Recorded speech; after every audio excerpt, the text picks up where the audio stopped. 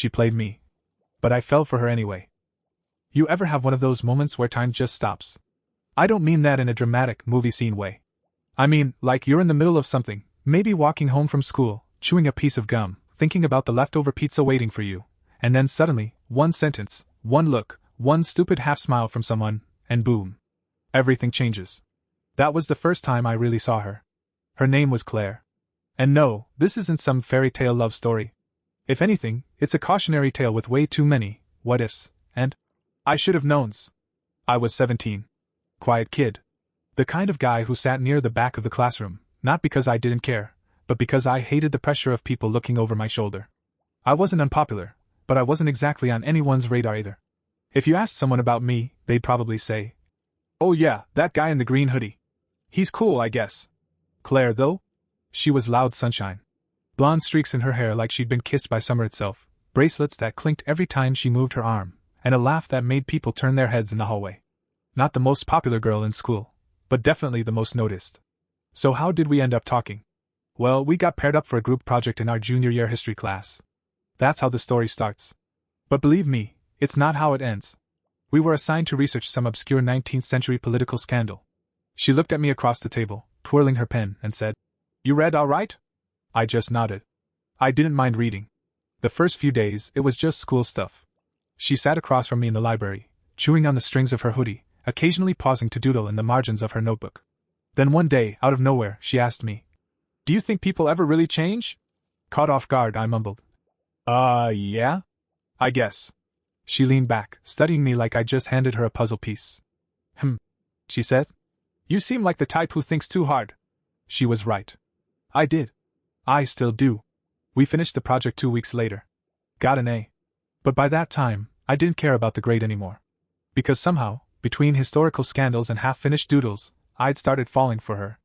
And I thought, naively of course, that maybe she was falling for me too. It started small. Texts late at night. Sitting next to each other during lunch, even when her friends gave her weird looks. Her head on my shoulder during a movie night at a mutual friend's house. Stuff that meant something when you're 17 and trying to figure out what love even is. But there were rules. Unspoken ones. She never held my hand at school. If her friends were around, she acted like we barely knew each other. When I asked her about it, she'd brush it off with a smile. "It's not that serious," she'd say. "Don't overthink it." But I was overthinking it. Every single day. Because when it was just the two of us, when it was dark and quiet and no one else could see, she was everything. Soft whispers. Laughter that only I got to hear. Secrets told under old stars from the park bench near my house. I thought I was special. Turns out, I was convenient. Things took a turn in late spring. School was winding down. Prom was around the corner. I wasn't going to ask her. I was scared she'd say no in front of people. But then, one night, after a walk and too much strawberry ice cream, she leaned in and whispered, "You should ask me to prom." My heart actually skipped. So the next day, I did. I stood by her locker, flowers in hand, stupid grin on my face, in front of half the school. A bold move for a guy who hated attention. But I wanted her to know I wasn't afraid to be seen. Her face froze. Then she laughed. Laughed. In front of everyone. "Are you serious?" she said, barely covering the smile tugging at her lips. "That's wow." I just stood there. She didn't say yes. She didn't say no. She just walked away. And I was left standing there, feeling like someone had pulled the ground out from under me. I didn't talk to her for 2 weeks after that. Didn't text. Didn't look her way. I was angry, mostly at myself. For believing someone like her could actually want someone like me. For thinking I mattered outside the moments no one else could see. Then, one night, she showed up at my house. No warning. Just a knock on the door, and there she was, sweatshirt too big, eyes too tired. "I messed up," she said, looking at the ground. "You think?" I replied, arms crossed. She stepped inside. Said she didn't mean to laugh. Said she panicked. Said she didn't want to lose her friends, but she didn't want to lose me either. "I love you," she said. It was the first time anyone outside my family had said that to me. And I believed her. I wish I hadn't. That night, she kissed me like she meant it. And maybe, in some messed up, confused teenage way, she did. We spent hours just talking. About college, dreams, what-ifs. We made plans to go to prom anyway, just the two of us. And we did. But even then, she made me park down the street. Didn't take photos with me. Didn't dance with me in front of her friends. But when we were alone, she whispered how much she'd miss me over summer. Said she couldn't imagine going to college without me. I should have walked away. But I didn't. The day after prom, Claire and I spent the entire afternoon by the lake. It was one of those places just outside town where the water's quiet, the trees lean in close like they're listening, and the world feels smaller. We talked about college, her heading to a state school a few hours away, me planning to start community college in the fall. We promised we'd make it work. We'll visit every weekend, she said. You hate long drives, I reminded her. Then I'll take the train, she said, grinning. Or you can come see me. I'll even share my meal plan. We laughed, held hands under the shade, and swore this wasn't just a high school thing. I wanted to believe her. And for a while I did. June rolled in like it always does, hot, lazy, buzzing with cicadas and the promise of freedom. Claire was busy with a part-time job at her uncle's cafe. I worked with my cousin doing landscaping gigs. We didn't see each other as much, but we texted constantly. Late-night calls, inside jokes, countdowns to the next weekend. Then, all of a sudden, she stopped replying. At first, it was just slower responses. Then a day with nothing. Then two. By the fourth day, I sent a message that just said, "Is everything okay?" No response. I called. Straight to voicemail. I thought maybe she lost her phone or something happened. But when I checked her socials, she was still posting, just not with me. Photos of her and some friends at the beach. Selfies at work. A new post from that same lake, only this time she wasn't alone. The guy's name was Riley. Tall. Clean cut. One of those kids who played lacrosse and looked like he never spilled anything on a white shirt. They weren't doing anything obvious in the photo, just standing close. But her smile, it was different. Softer. I felt sick. I tried to be rational. Told myself maybe it was nothing. Maybe he was just a friend. Maybe I was reading into things. But the gut feeling wouldn't go away. So I drove to the cafe. Walked in. Ordered an iced tea I didn't want. Waited at the counter until she noticed me. When she finally did, her face went pale. "Hey," I said, trying to sound normal. "You've been kinda quiet." She looked around nervously, then leaned in. "You can't just show up here. I texted you. Called you." "I know," she said, biting her lip. I needed space." "From me?" She didn't answer. And that silence hurt more than anything. We stepped outside, around the back alley where no one could see us. It was hot and smelled like old coffee grounds, but I didn't care. "Are you seeing him?" I asked. She looked up, startled. "Who?" "Riley." She didn't deny it. "I didn't mean for it to happen," she whispered. He's easy. He doesn't ask questions. Doesn't expect anything." "And I do?" I asked. She didn't answer that either. I waited. For an explanation. For anything. But she just said, "I'm sorry," and walked back inside. And that was it. I went home that night and stared at the ceiling for hours. My phone was silent. Every message we'd ever sent was still there, little digital ghosts of a girl I thought I knew. I tried to delete them. Couldn't. Tried to hate her. Couldn't do that either. So I did what most people do when they don't know what to feel. I did nothing. Until a week later, when I got the message. It was an unknown number. No name. Just 5 words. "You don't know everything yet." I stared at it for a long time. Then another message followed. "Meet me at the lake. Midnight." I should have ignored it. But I didn't. Maybe I was still chasing closure. Maybe I was just that desperate for answers. Either way, at 11:47 p.m., I grabbed my keys and drove. The lake was pitch black. No moon, no lights, just the hum of crickets and the faint splash of water. I parked, got out, and waited. And then I heard footsteps. But it wasn't Claire. It was Riley. He looked just as surprised as I was. "You got the text too?" he asked. I nodded slowly. "You didn't send it?" "No," he said. "I thought she did." There was an awkward pause as we both tried to figure out what was happening. Then, from the shadows, another voice called out. "She didn't." We turned, and a girl stepped forward.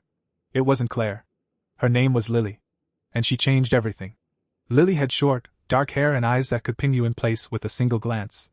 I recognized her vaguely. She'd been in our history class. Sat near the window. Always wore headphones. I didn't know she and Claire were friends. Apparently, either did Riley. "She's been playing both of you," Lily said bluntly. "And not just you two." "What are you talking about?" I asked. "She's been doing this for years," she continued. "Pulling people in, making them feel special, then discarding them when someone shinier comes along." "That's not true," I said instinctively. Lily pulled out her phone. Scrolled. Showed us screenshots. Messages. Photos. Claire telling her friends how easy it was to manipulate guys. Daring herself to get us to fall. Playing us against each other like a twisted game. She dared herself to get you to take her to prom. Lily told me. And him to take her to the lake. I felt like I'd been punched in the chest. And then Lily said the words that really stuck. She doesn't love you. She loves control. I didn't want to believe Lily. Standing there under the black sky, with the crickets buzzing and the lake whispering behind us, I still held on to the idea that Claire was good. Flawed, maybe? Confused, sure. But not cruel. Not manipulative. Not like that. But the proof was there, on Lily's phone. Screenshots of Claire bragging in group chats. Saying how easy it was to play the quiet ones. Joking about how Riley followed her around. Like a puppy. A bet with someone named Tara to see who could get more guys to say, I love you. First. And the worst part? My name was on that list. My chest tightened, heat rising to my face. My mind raced through every moment, every touch, every word. Had it all been fake? Every I miss you. Every late night call? Even the way she looked at me at the lake? She's not who you think she is. Lily said again, softer this time. I looked at Riley. He was staring at the ground, hands in his pockets, jaw tight. So what now? I asked, barely above a whisper. Lily shrugged. That's up to you. Me? I'm done giving her power. I just thought you both deserved to know. Then she walked away. Just like that. Riley and I didn't say much after that. He offered a short see you around before heading to his car. I stayed behind, sitting by the water until the sun started to rise. Trying to make sense of it all. Trying to remember which moments were real and which ones were part of the game. That's the thing about trust. Once it's cracked, everything looks like a lie. The next few days were quiet. Claire didn't call. Didn't text. I didn't reach out either. Riley unfollowed her on everything. I heard she stopped showing up at her job. Word around town was she left early for college orientation, even though summer wasn't half over yet. It was like she vanished. But Lily was still around. We started texting. At first it was just about what happened. Shared frustration, confusion, disbelief. But it slowly shifted. She sent me music recommendations. I sent her a photo of my dog wearing sunglasses. She laughed. It felt easy. Real. I didn't think much of it until one night, maybe 3 weeks after the lake meeting, she messaged me. Can I tell you something kinda weird? I replied. Sure. Weird's my specialty. She typed for a while before sending. I had a crush on you. Even back in history class. I just never thought you'd notice me over her. I froze. That was the last thing I expected. I didn't know what to say. Was it a rebound thing? A sympathy thing? Or had I really just missed something that had been there all along? We talked more that night. And the next. And the next. Eventually, she asked if I wanted to hang out. Just as friends, she said. But something about the way she said it made my stomach flutter. We met up at the same lake. Only this time, it wasn't a trap. We sat on the dock, feet dangling above the water, sharing an old bag of marshmallows and laughing about how strange the last few weeks had been. She was different from Claire. Where Claire was fire, bright, wild, burning fast, Lily was something steadier. Like a candle that didn't need to flicker to be seen. And for the first time in a long while, I felt calm. Safe. Until Claire came back. It was a Thursday afternoon. I'd just gotten back from mowing a neighbor's lawn when my phone lit up with a name I hadn't seen in weeks. Claire. I stared at the screen, my heart pounding. Finally, I answered. Hey. Silence on the other end. Then, can we talk? We met at the old swings near the elementary school. The place where we first talked during that dumb history project. She looked different. Not in a physical way, she still wore her bracelets, and that denim jacket she loved, but something in her eyes had changed. Like the mask had slipped, and she didn't know how to put it back on. I heard you talk to Lily, she said. Yeah, I replied. I did. She nodded slowly, like she expected it. She hates me. I didn't argue. Do you? She asked, voice soft. I paused. I don't know, I said honestly. I think I hate what you did. What you said? How you made me feel. She sat down on the swing, pushing it gently with her foot. It was stupid. I know. I wanted to feel wanted. I liked the power. I didn't think about the damage. I sat beside her. I was real with you, I said. At least I thought I was. She looked at me, and for the first time, there was no smirk. No charm. Just a girl with regrets too big for her hands. I was real with you too, she said quietly. But only when I wasn't scared. We sat in silence for a long time. She didn't ask to get back together. She didn't cry. She just said, I'm sorry. And walked away, again. But this time, it felt final. And somehow, I was okay with that. After that last conversation with Claire, things got quieter. Not the kind of quiet that feels empty, but the kind that finally gives your mind some breathing room. I started sleeping better. Eating better. I even stopped checking her social media. It was like letting go of a story I didn't need to read anymore. And Lily, well, she was becoming something else entirely. We weren't officially dating, not yet, but there was an ease between us.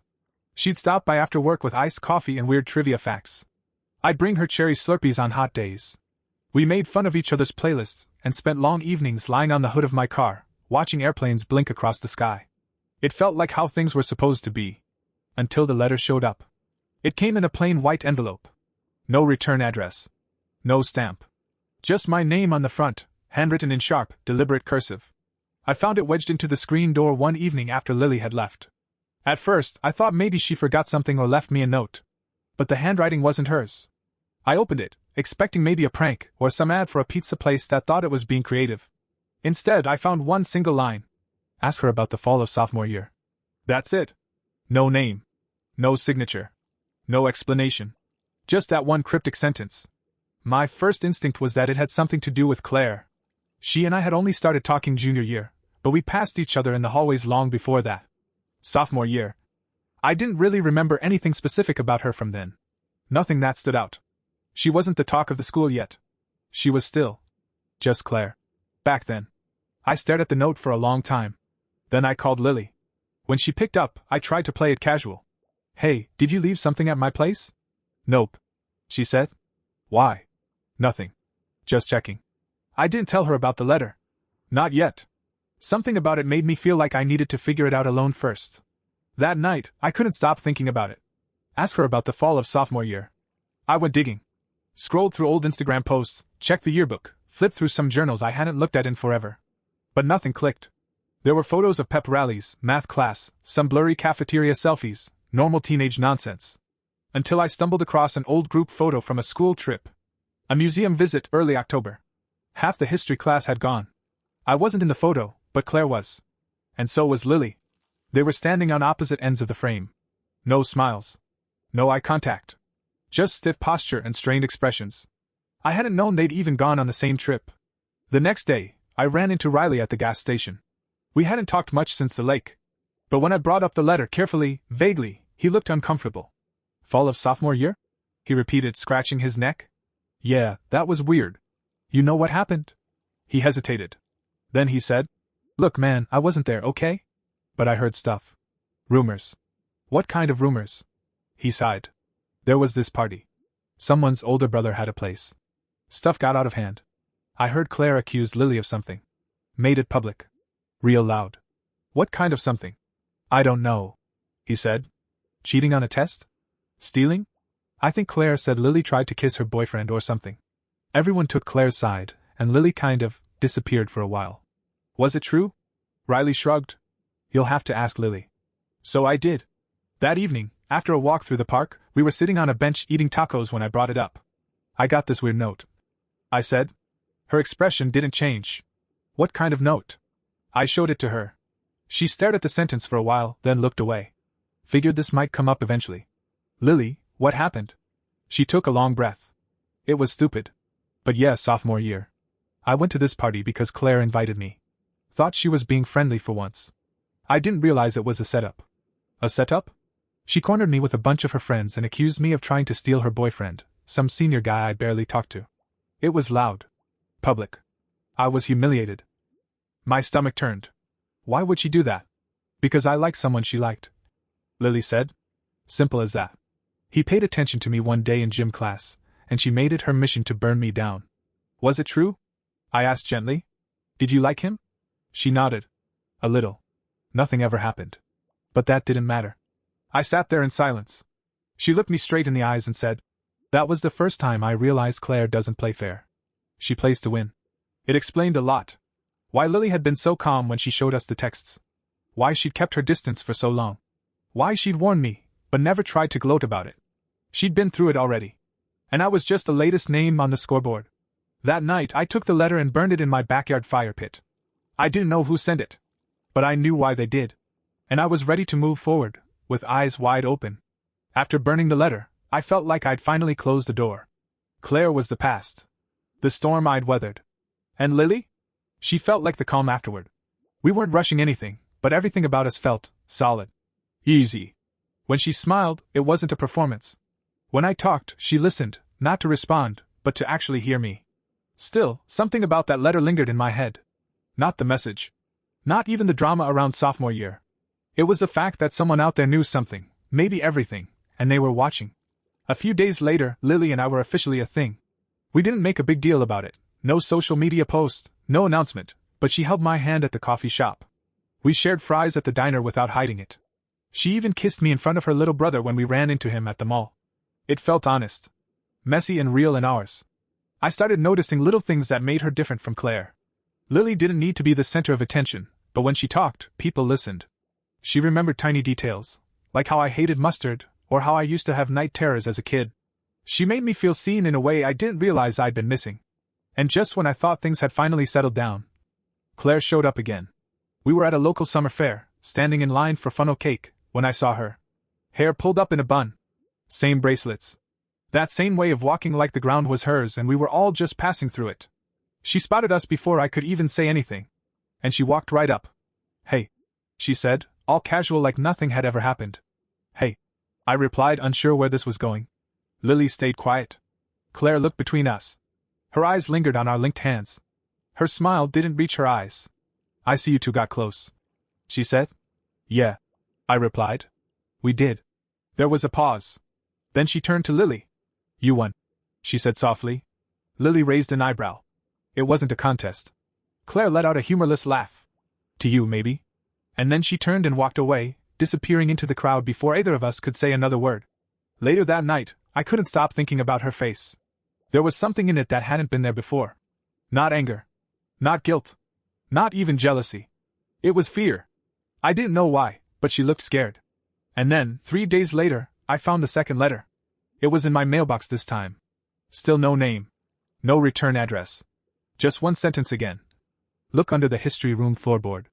At first, I thought it was a joke. But curiosity has a way of poking holes in your peace. So I went. Our high school was open for summer classes and maintenance. I slipped into the side hallway during a quiet afternoon, made my way to the old history room, and found the floorboard near the corner that had always creaked when you stepped on it. It took some effort, but I pried it loose. And inside? A small, black flash drive wrapped in duct tape.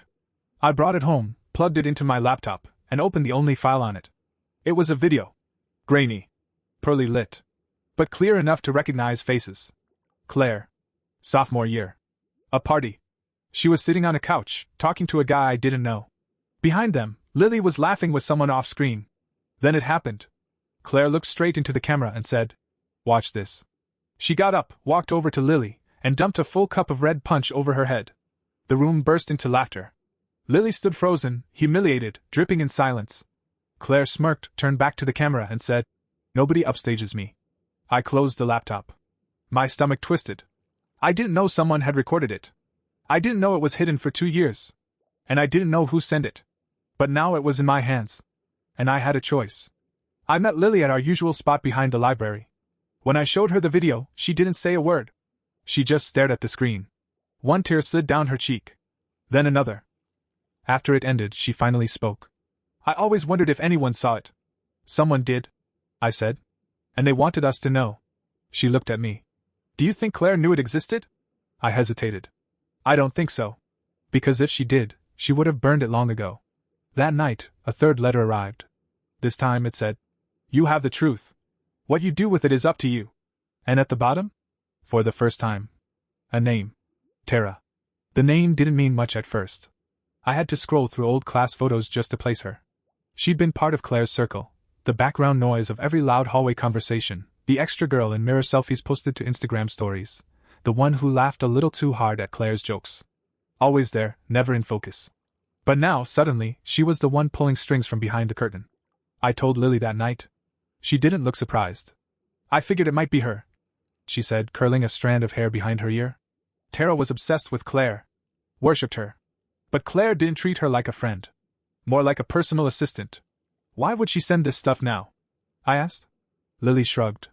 "Maybe she's tired of being invisible."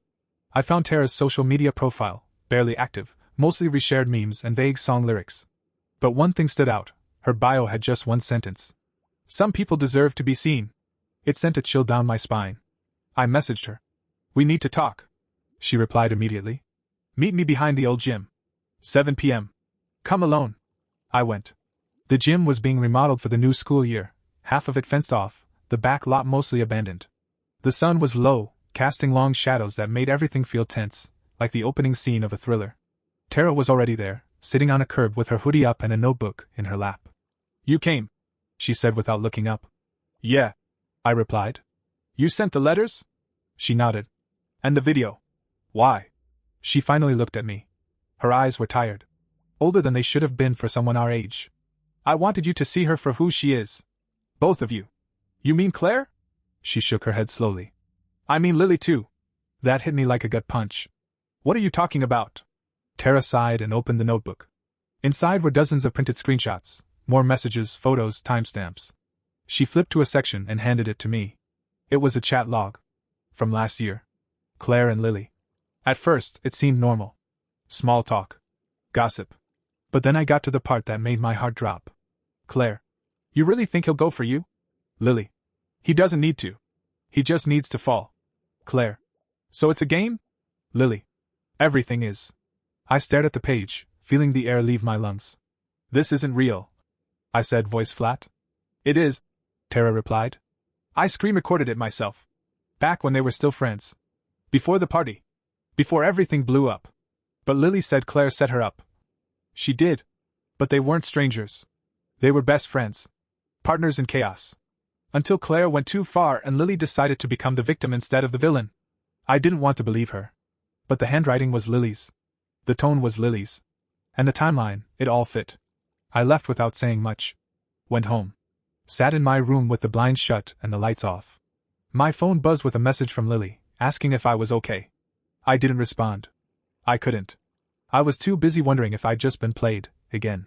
The next day, I met Lily at our spot near the library. She smiled when she saw me, but her expression faded when she saw mine. You found something, she said. I handed her the printout. Her face didn't change at first. Then she quietly sat down on the bench, eyes locked on the page. I said that, she admitted. But not the way you think. Then explain it, I said, trying to stay calm. She nodded slowly. Claire and I used to talk like that. About people. About boys.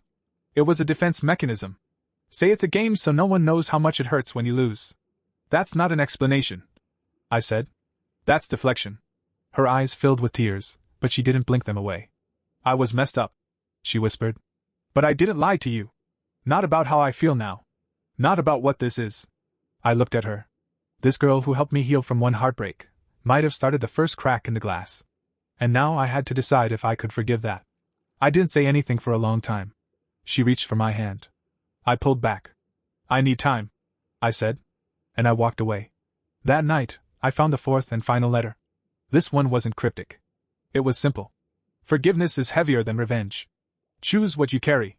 There was no signature. But it didn't matter. Because the choice was mine now. The start of senior year hit different. Not because of classes, or schedules, or where my locker was. But because this time, I walked in knowing exactly who I was, and exactly who I wasn't going to be again. No more chasing people who saw me as a puzzle to solve. No more mistaking attention for affection. And no more letting other people write my story. Claire was gone. She transferred schools during the summer, supposedly to get a fresh start. The truth? Her reputation had finally caught up with her. Between the leaked video, the whispers, and a few brave people who came forward about their own stories, she'd quietly disappeared from everyone's feed. Tara, weirdly enough, didn't come back either. Her Instagram bio changed to out of range. Out of reach. I don't know if she moved, dropped out, or just decided she was done playing background chess master. I guess I respected it. A little. But Lily, she was still here. And that was the hard part. We didn't talk for the first few weeks. She gave me space. I gave myself more questions than answers. I kept thinking about the screenshot, the game, the part she played in it all. But I also couldn't forget everything after. The walks. The late-night talks. The way she saw the parts of me I never showed anyone, and didn't flinch. It made things messy. Real. Eventually, I ran into her in the art wing. She was working on a mural for one of the school's stairwells. I almost kept walking. But she looked up. And smiled. Not like someone waiting for forgiveness, just someone glad to see me. That's what made me stop. Hey, I said. She wiped her hands on her jeans. Hey, I've been thinking. She nodded. Me too. We sat on the hallway floor, paint-stained and surrounded by the smell of markers and glue sticks. I don't hate you, I said first. But I did feel betrayed. I get that, she said. I betrayed myself too for a while. There was a pause. Then I asked, was any of it fake? She shook her head. Not after the lake. Not once I saw what it could be if I stopped pretending. And the game? She sighed. Yeah. I played it. Until I realized winning didn't feel like anything. But you? You weren't part of the game. You were the exit. There are moments when life doesn't give you a clear right or wrong. Just a fork in the road and a feeling in your gut. I could have walked away. Some people would say I should have. But I didn't. Because sometimes the people who hurt us the most are the ones who are trying the hardest not to become the worst versions of themselves. And Lily wasn't perfect. But she was trying. So we started again, slowly. Not with promises, but with effort. Honesty. The kind of stuff we were both bad at before. We didn't tell everyone. We didn't need to. Because some things are better when they're built in quiet. By winter we were steady. Not flashy. Just good. We went to the senior dance together. She wore a navy dress with little stars on it. I wore a tie she picked out. We danced under cheap string lights, ate soggy pasta, and laughed until our cheeks hurt. No games. No secrets. Just two people who had finally stopped pretending. After graduation, we sat on the hood of my car again. Same spot. Same lake. New version of us. You ever think about how weird it all was? I asked. All the time, she said, sipping from a thermos. But I think that's what makes it real. If it was clean and easy, it wouldn't have meant anything. I nodded. Then I pulled something from my pocket, a folded piece of paper. Old, creased, but still legible. The last letter. She looked at it, and her eyes widened. You kept it? I did, I said. Because I think about what it said a lot. She unfolded it. Read the words again. Forgiveness is heavier than revenge. Choose what you carry. Then she looked at me. So what did you choose? I smiled. I chose you. The end.